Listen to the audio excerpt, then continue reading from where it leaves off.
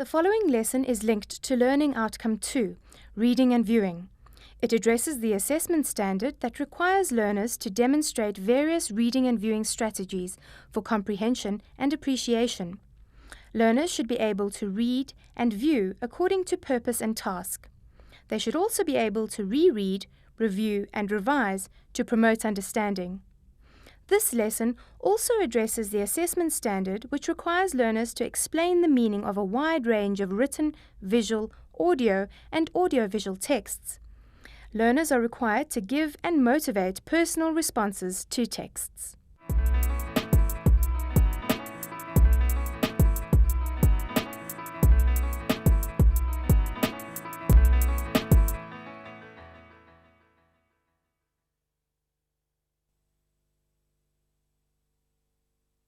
Hi, I'm Megan. In today's lesson on studying film, we're going to be looking at focus and lighting. Now, before you think these aren't very important components of film, imagine what would happen if filmmakers chose to ignore them. If the lights were too dim, you wouldn't be able to see me properly. And if the lights were too bright, not only would my face go all shiny, I'd also get too hot.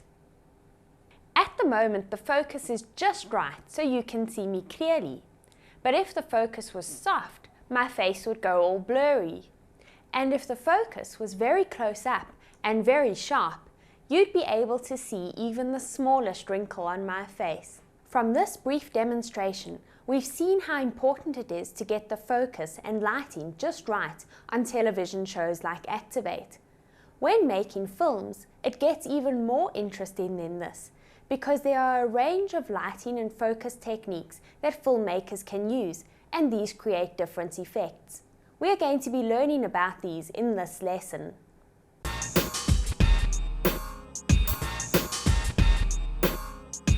By the end of this lesson, you will be able to name and describe various types of lighting and focus, and comment on the effects that these have. Different lenses, film types, and filters can be used to create different types of focus. Here's a cinematographer to tell us more about how focus is used in films. With focusing, you can be out of focus, which you can't use the stuff that you shot, or you can use focusing as one of the storytelling. You know, you can be out of focus on something and then into focus onto something. So you can tell a story, you know, what you want to say about, you know, the person that is talking or the other one that is not talking. You know, you've got many things to tell a story about focusing and lensing, because you've got different lens. You've got wide lens, you've got close-ups, you've got, you know, many things. You know, as a DOP, you have to know all those things, because you can tell a story by just using, you know, focus lens, that zoom, pen. You can tell a different story. So now that we know more about the different types of lenses and focuses that can be used, let's begin by looking more closely at the first type of focus. It's known as soft focus. In soft focus shots, the image is slightly blurred. Here's a question to consider. Why would a filmmaker or photographer choose to show images that weren't as clear as possible? When you look at models in music videos or in advertisements for cosmetics, you will notice that the photographs will be taken in soft focus. In this way, the model is presented as having flawless skin.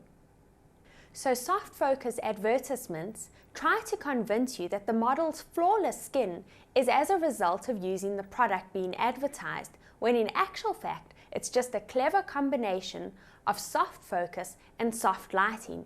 We'll talk more about soft lighting later on in this lesson, but for now, let's look at some more soft focus clips. In this clip, the soft focus makes the scene appear dreamy or romantic. In other films, cinematographers will want to create the opposite effect. In cases such as these, sharp focus is used. In sharp focus shots, the image is very clear. When sharp focus is used, the images that appear are very realistic. Sharp focus is often used in documentaries because the cinematographer wants to show you the event as it actually occurred. Take a look at some footage filmed in sharp focus. Note how the sharp focus in this clip makes it easy to see every detail. Of course, sometimes cinematographers want to combine these effects. They want to show one part of the image in sharp focus and the other part of the image in soft focus. This is known as split focus. In split focus, some parts of the image are clearer than others. You may have seen music videos like this one that have used split focus. Split focus can be used to create a poetic feel and at the same time draw the viewer's attention to the part of the image that's in sharp focus. Have a look at this clip from a video. See if you can work out what type of focus has been used and the effect that has been created.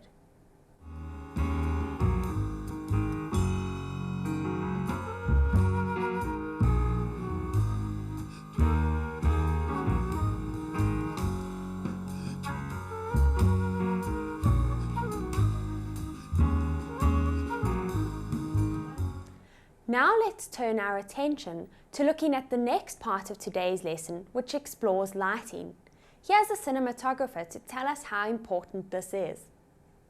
Lighting to me, it's like doing paintings. You know, when you have your brush and your paint, you paint a picture the way you want it. So I normally think of a person that's doing painting. You know, you think of how you want to paint it. If it's a sad painting, you paint it sad. You know, you light it sad. If it's like in the morning, you light it like morning. If it's at night, you do the same. You light it to show that the mood is at night. If it's sad, you light it sad as well. So it's cold, it's warm. You know, you can do anything with lighting. Lighting, it's where you are called a DOP when you know what to do with the lighting. That's when we say you are a DOP, when you know when to do what, how. Now that you know more about the role that lighting plays in setting the scene and creating mood in films, let's look at the first type of light. Natural light is light from the sun. To make the best possible use of natural light, films are often shot outdoors in sunlight. In fact, one of the main reasons why the film industry in the United States is located in Hollywood is because in California, there's lots of abundant natural sunshine, and this means that films can be shot outdoors most days. When films are shot in studios, artificial light is used. Artificial light uses electrical light sources. The good thing about using artificial light is you don't have to wait for a sunny day. Also, by using artificial light sources, you can create different effects. You can shine the light in different intensities and from different positions. We are going to look at some of the effects that can be created. Dim lighting can be used to indicate that the scene is taking place at night or inside, and can also create a sense of evil or mystery. Have a look at this scene that was shot using dim lighting. How has the lighting helped to create the mood? Let me show you something. Over here, we have Rhode Island Reds. One of the nicest chicken meat you can get. 10 rand each. Give me 50. Well, if that's what dim lighting does, let's take a look at what bright lighting does. Bright lighting is often used for family or action shots because it helps to create a happy and exciting atmosphere. Take a look at some clips.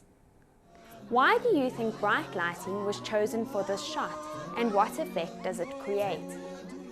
Now we've seen that using light of different intensities, either dim or bright, can create different effects. What we're going to look at now is how positioning the lights in different places can also create different effects. Normally the lights on me are shone from in front, and the same occurs in most films. But sometimes the lights are placed in other places to create different effects. Positioning the light above a character can make him or her look angelic or innocent. You can remember this by thinking of an angel being lit from above by her halo. Now let's look at lighting that creates the opposite effect. Look at this example of someone lit from behind. What impression do you get of this character from how he has been lit? Now let's have a look at a clip where a character is lit from below. Here, bottom lighting gives the character negative associations, like anger or moodiness. Remember this, lighting a character from below makes him or her appear to be in a negative frame of mind. If you shine the light from behind someone, you also create a silhouette of that person. This can make the person seem mysterious. Have a look at this example of someone lit from behind. Well, I hope that this lesson has shed some light on film study. It's now time for today's task.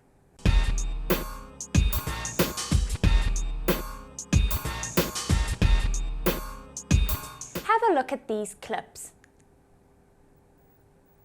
State what focus and lighting have been used, and comment on the effects that these have created.